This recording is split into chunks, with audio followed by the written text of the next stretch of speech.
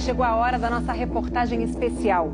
Há 30 anos, objetos voadores não identificados foram perseguidos por aviões caça da Força Aérea Brasileira nas áreas de São Paulo e do Rio de Janeiro. Você vai conhecer agora gravações inéditas desse episódio, que ficou conhecido como a Noite Oficial dos OVNIs.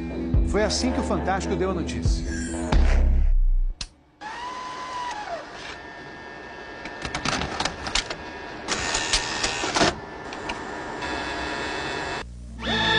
Esta semana, altas autoridades militares do Brasil admitiram publicamente pela primeira vez ter visto objetos voadores não identificados, os OVNIs. O próprio ministro da Aeronáutica, Brigadeiro Moreira Lima, deu a entrevista para informar que pilotos das bases de Santa Cruz, no Rio de Janeiro, e de Anápolis, em Goiás, chegaram até a perseguir e a ser perseguidos pelos objetos voadores não identificados na região de São José dos Campos, sobre o Vale do Paraíba, e trechos do estado do Rio de Janeiro. Eram 21 OVNIs, segundo os militares, que ficaram mais de 3 horas sobrevoando o território brasileiro na noite de segunda e madrugada de terça-feira. Toda vez que é detectado algum objeto não identificado, evidentemente há um processo bastante eficiente de verificar se foi alguma aeronave que está voando sem um plano de voo aprovado, etc. Mas quando se comprova que é algo diferente, as aeronaves então são acionadas. O que ocorreu foi que os radares detectaram vários objetos não identificados. Veja agora, minuto a minuto, o que aconteceu naquele 19 de maio. Às 8h30 da noite, um ponto luminoso é avistado pelo controlador de tráfego aéreo na torre do aeroporto de São José dos Campos, São Paulo. Um avião Xingu da Embraer se aproxima para pouso e o controlador pergunta ao comandante: "Você está vendo o ponto luminoso?" O Xingu confirma o avistamento, muda a rota e tenta se aproximar do OVNI. Quem estava no comando do avião era o coronel Osiris Silva, que voltava de Brasília depois de tomar posse como presidente da Petrobras. Eu vi um objeto luminoso no espaço, parecia um astro normal. Eu voei na direção dele e após 5, 6 minutos de voo, fiquei com a impressão de que ele começou a esmaecer, perder a intensidade e o brilho. 9h14 da noite. O controle de radar de São Paulo registra sinais sem identificação. 9h20. O controle aéreo em Brasília confirma a presença de objetos voadores não identificados. 10h23. O primeiro jato F-5 decola da base aérea de Santa Cruz, no Rio de Janeiro. Ele carrega armamento de guerra pronto para ser acionado. 10h45. O radar da base aérea de Anápolis, em Goiás, detecta sinais no radar. Um Mirage também armado decola em busca dos OVNIs. 11h15 da noite. O piloto do primeiro F-5 a entrar em ação avista um ponto luminoso e começa a perseguir o objeto voador não identificado. Nosso objetivo justamente era esse, se aproximar e identificar. Nós não conseguimos nem nos aproximar, muito menos identificar. 11h17. Mais um Mirage decola da base de Anápolis para perseguir os objetos. 11h20. O caça F-5 recebe pela primeira vez um sinal no radar de bordo confirmando a presença do objeto não identificado à sua frente. 11h36. O terceiro Mirage sai da base de Anápolis, mas não consegue contato visual com os OVNIs. Naquela noite, 5 jatos da Força Aérea foram acionados e retornaram sem conseguir se aproximar dos objetos. Os radares do Sindacta em Brasília registraram um total de 21 sinais desconhecidos no céu do Brasil. O grande personagem dessa história foi o controlador de voo que estava na torre de São José dos Campos. O sargento Sérgio Mota da Silva, que aparece nessa foto tirada na torre de São José poucos dias depois do incidente, foi quem deu o primeiro alerta sobre OVNIs. 30 anos depois, Sérgio, que hoje é controlador de voo civil, deu a primeira entrevista para uma TV. Ele preferiu não mostrar o rosto. Tem alguma coisa aqui no setor noreste de São José? Um farolzinho por lá? Eu estou olhando bem, o bicho está parado. Só que tem desce, vai para a esquerda e para a direita. Está paradinho lá. Estou olhando, não é estrela não. É um farol. A olho nu parecia um avião. Quando coloquei no binóculo para observar, é que eu vi que ele era extremamente cintilante, multicolorido. Tinha vermelho, azul, branco, lilás, um monte de cores, com uma certa predominância do laranja, mas ele era muito bonito. O controlador pediu ao avião Xingu para tentar avistar o objeto. Eu expliquei a ele onde estava o objeto, pedi a ele que se ele tivesse avistamento, ele me informasse. Permanece com ele à vista? Assim, nós temos a ponta vista. Esse bem visível, poderia descrevê-lo? É uma estrela grande. Estrela grande e bem vermelha. Entendido, grande e bem vermelha. Controle de São Paulo será alertado. O controlador em São José dos Campos avisa ao controle São Paulo que o Xingu está perseguindo o OVNI. Positivo. Ele está perseguindo o troço. Está perseguindo o troço? Tá indo atrás. Sério, tá indo. Controle? Tá vendo? Próximo de São Paulo, já da região do radar, esse objeto simplesmente desapareceu do radar. O Xingu também perdeu contato visual com ele.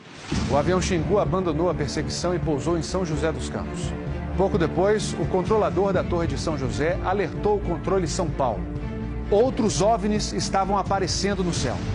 Estou vendo 3 agora. São 3 luzes. Mas parecem estrelas. Mas o radar não pega estrelas. O que é isso? Você observa alguma mudança de cor, alguma coisa? Hoje inteiro.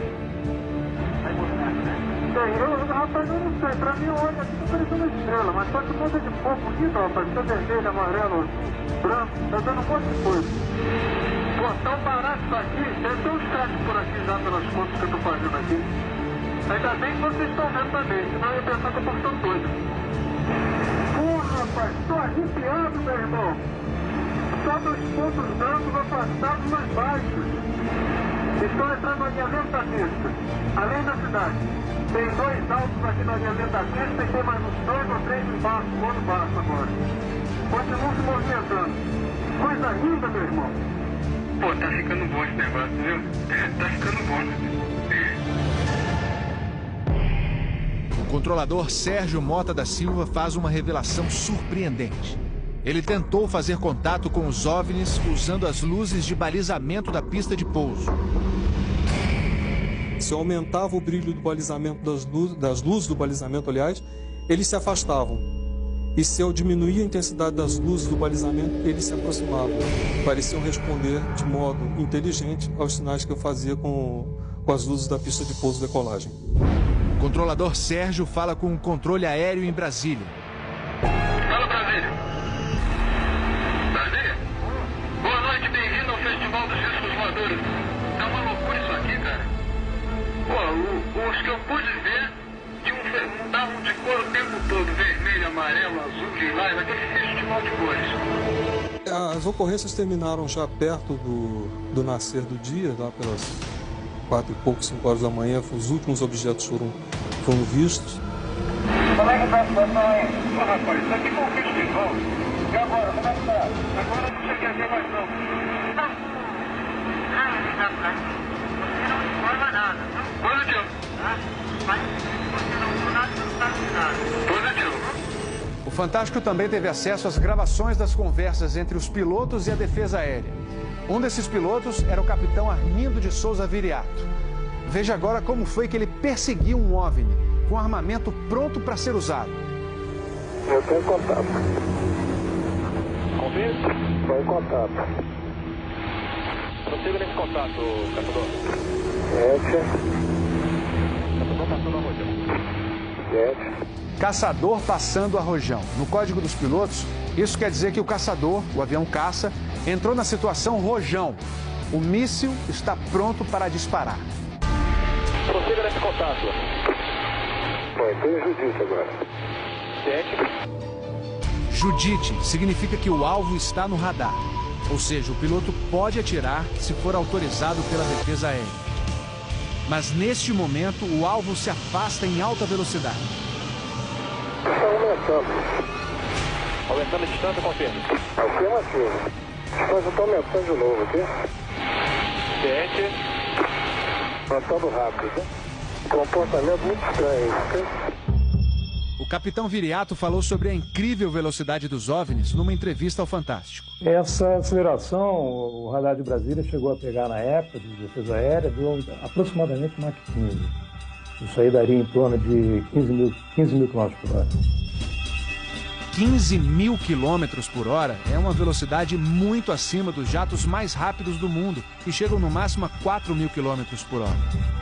Um documento confidencial do Comando de Defesa Aérea de junho de 1986 concluiu: os objetos produziram ecos nos radares do sistema de defesa e também nos jatos que perseguiram os OVNIs. Houve contato visual dos pilotos. Os objetos atingiram velocidades supersônicas e mostraram capacidade de acelerar e desacelerar de modo brusco.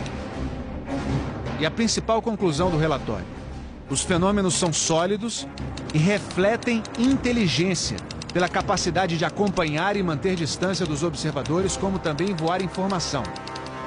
Não foi possível identificar a origem dos objetos. Foram esses dois ufólogos, pesquisadores de OVNIs, que conseguiram no Arquivo Nacional em Brasília a liberação gratuita dessas gravações. O fenômeno OVNI é real, existe, e o governo sabe disso, as Forças Armadas sabem disso. Essa documentação sendo exposta para o público permite que as pessoas entendam que isso não é brincadeira. Não tem como a gente falar que seriam naves extraterrestres, né?